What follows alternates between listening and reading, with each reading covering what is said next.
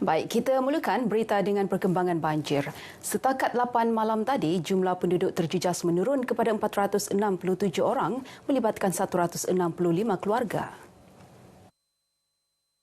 Berdasarkan infografik Jawatankuasa Pengurusan Bencana Negeri, di Beaufort 328 penduduk daripada 118 keluarga masih berlindung di Pusat Pemindahan Kekal PPK Selagor. Mereka merupakan penduduk dari 8 buah kampung yang terjejas banjir. Sementara itu, di Kota Kinabalu, 139 daripada 47 keluarga ditempatkan di Dewan Masjid Al-Munir Kampung Darau dengan keadaan dilaporkan menurun. Ketika ini, operasi pemantauan di lokasi berisiko bencana banjir masih dijalankan. Hujan lebat beberapa hari lalu turut mengakibatkan kejadian tanah runtuh di Kampung Numbak, Kota Kinabalu yang menjejaskan 3 buah rumah. Pembangunan belia dilaksana secara holistik bagi melahirkan generasi muda berkeyakinan, berdikari dan mampu menyumbang kepada pembangunan negeri. Fokus utama diberikan kepada pembangunan menyeluruh potensi belia, merentasi bidang ekonomi, kreativiti dan kepimpinan. Kita juga akan mengadakan engagement dengan semua persatuan-persatuan belia-belia yang ada di Sabah, khususnya melalui Majlis Belia Sabah untuk memastikan agar anak-anak muda di Sabah ini yang dikategorikan sebagai belia supaya terlibat di dalam persatuan-persatuan belia agar mereka akan menjadi belia-belia yang benar-benar faham atas tanggungjawab mereka dan apakah sebenarnya yang perlu mereka lakukan. Beliau yang juga Adun Apas ditemui selepas merasmikan program berkatan beramai-ramai di Masjid Cahaya Rauda PPR Taman Seri Apas Batu Lapan, Tawau. Program tahunan anjuran pejabat Dun Apas ini antara lain bertujuan meringankan beban penduduk kurang berkemampuan. Golongan muda disaran menceburi bidang perniagaan berkonsepkan franchise yang terbukti berdaya maju dan mampan. Menerusi konsep perniagaan ini, usahawan diberi bimbingan, latihan dan sokongan pemasaran daripada syarikat induk. Ditemui di Inanam, Menteri Perindustrian, Keusahawanan dan Pengangkutan Datuk Iwan Benedik yakin inisiatif ini mampu mengembangkan perniagaan lebih cepat. Saya mengaluluhkan kepada usahawan-usahawan muda untuk menerokai perniagaan perusahaan dalam sektor franchise dan kerajaan, sama ada kerajaan negeri ataupun kerajaan persekutuan, mempunyai inisiatif-inisiatif yang boleh menyokong perkembangan industri franchise di negara kita. Menurutnya, kerajaan komited memperkasa perusahaan mikro, kecil dan sederhana PMKS sebagai salah satu pemacu utama ekonomi negeri dengan menyediakan pelbagai inisiatif sokongan termasuk dana pembiayaan.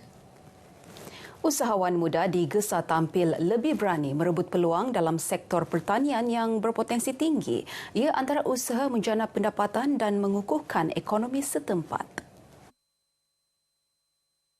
Menurut Pembantu Menteri Pertanian, Perikanan dan Industri Makanan, Datuk Ruslan Muharram, sektor ini mampu dibangunkan sebagai perniagaan moden dan berdaya saing melalui strategi tepat, sokongan dasar serta akses pasaran yang lebih luas.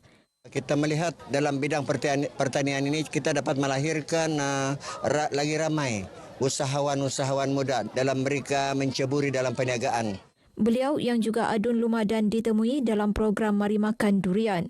Menurutnya, penglibatan belia dalam pertanian bukan sahaja membuka peluang perniagaan sendiri, malah memaksimumkan sumber tempatan dan merangsang rantaian ekonomi komuniti. Selain itu, hasil pertanian tempatan berpotensi menarik pelancong sekaligus memberi limpahan ekonomi berterusan kepada penduduk setempat. Naik taraf masjid daerah Papar dijangka siap sepenuhnya pada bulan Jun tahun ini. Projek melibatkan kos kira-kira 2 juta ringgit itu mula dilaksana pada Jun tahun lalu.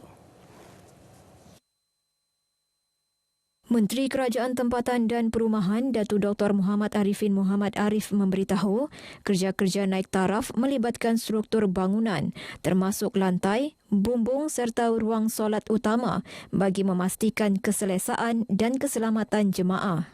Kita buat baik pulih keseluruhan masjid ini di dalam dan di luar, menanggung dana lebih kurang 2 juta dan alhamdulillah setakat ini sudah 30% di luar sudah prestasinya, sementara di dalam 60% lebih. Saya difahamkan tadi lebih kurang bulan Jun siap keseluruhan baik pulih atau naik taraf masjid ini. Mudah-mudahan selepas ini dia dapat dimanfaatkan, digunakan, diimarahkan dengan lebih selesa karena ini antara masjid yang bersejarah. Beliau yang juga Exco Agama Negeri ditemui selepas lawatan ke Masjid Daerah Papar. Dalam perkembangan lain, Datuk Arifin memaklumkan program Wadah dan Amal Menteri WAM2K bawah kementeriannya akan menjelajah ke 25 daerah di negeri ini.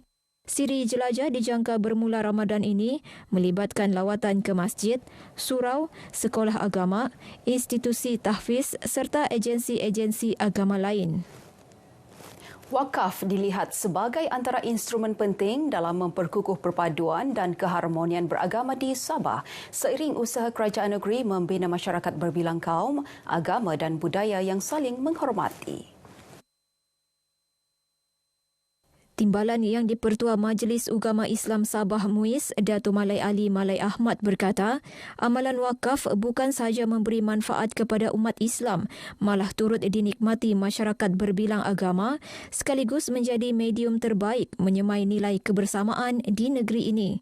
Justru budaya wakaf perlu terus diperkasa dalam kalangan umat Islam bagi membangunkan masyarakat secara menyeluruh. Kita harapkan akan dapat satu wadah ataupun satu cara untuk menaikkan semangat dan kesedaran masyarakat Islam khususnya di Sabah untuk membudayakan ibadah wakaf ini. Ini penting, amat penting dalam usaha kita membangun umat. Dan wakaf ini salah satu cara kita. Kalau zakat itu hanya khusus kepada umat Islam, tapi wakaf ini akan menimpah juga kepada orang yang berbeza agama kepada kita.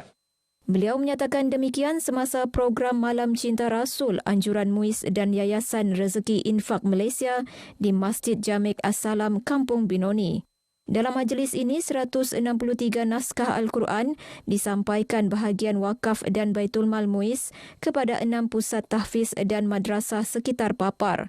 Turut disampaikan agihan tabung wakaf tunai masjid berjumlah lebih RM6,000 kepada Masjid Daerah Papar bagi tujuan pembangunan dan penyelenggaraan. Program Berkatan Perdana Masjid Jamek Kampung Likas wadah memperkukuh silaturahim komuniti selain membantu mengurangkan beban keluarga kurang berkemampuan menunaikan tuntutan fardu kifayah. Mudah-mudahan program ini menjadi satu cara kita mendekatkan komuniti Islam ini kepada keperluan dan kesedaran tentang majlis perkataan ini menjadi satu tuntutan kepada kita untuk tidak mengambil ringan sebagai satu yang telah diwasiatkan pada kita oleh Rasulullah tentang perlunya kebersihan ini. Beliau ditemui selepas merasmikan program berkenaan yang disertai 130 kanak-kanak. Sementara itu, Pengerusi Masjid Jamek Kampung Likas, Datuk Seruji Nawawi memberitahu penganjuran program mendapat sambutan menggalakkan. Alhamdulillah, pada tahun ini kita dapat mengadakan sebanyak 130 peserta berkhatan.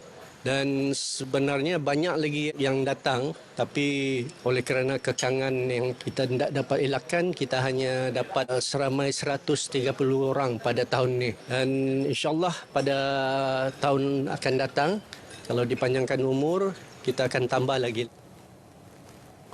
Baik, sekian paparan Berita Pagi Sabah kali ini. Menyusul selepas ini, Berita Pagi Sarawak bersama Lydia Yusrina. Salam Malaysia Madani.